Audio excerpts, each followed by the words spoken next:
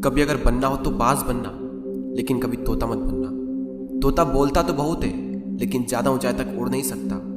बाज बोलता बहुत कम है, लेकिन सबसे ऊंचाई पर उड़ता है, और बाकी पंछियों का राजा होता है एक बाज। आज मैं आपको 5 ऐसे पॉइंट्स बताऊंगा जो कि हर इंसान को बाज से सीखना चाहिए, और लाइफ की बहुत बड़ी लर्निंग है इन 5 पॉइंट्स में।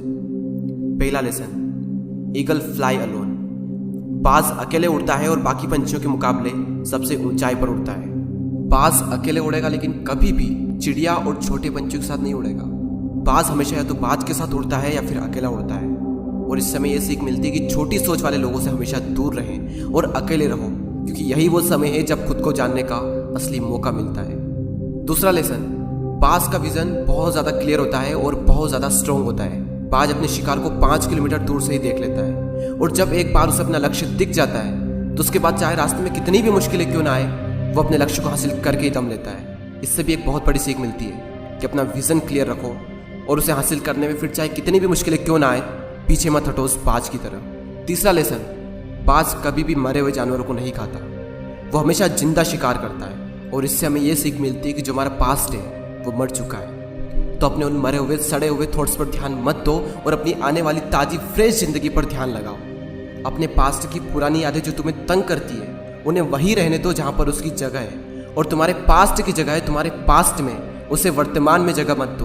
क्योंकि एक बार अगर तुम्हारा पास्ट तुम्हारे प्रेजेंट में आ गया तो तुम्हारा पास्ट तुम्हें कभी प्रेजेंट में नहीं रहने देगा।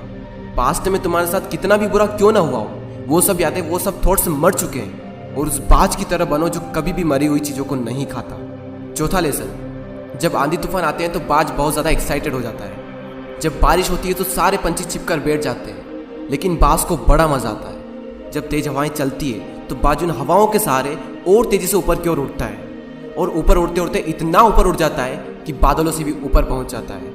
और इससे भी एक बहुत बड़ी सीख मिलती है कि मुसीबत में मजा ढूंढो। और नेपोलियन हिल ने एक बार कहा था कि हर बड़ी चुनौती अपने साथ में एक बहुत बड़ा अवसर लेकर आती है।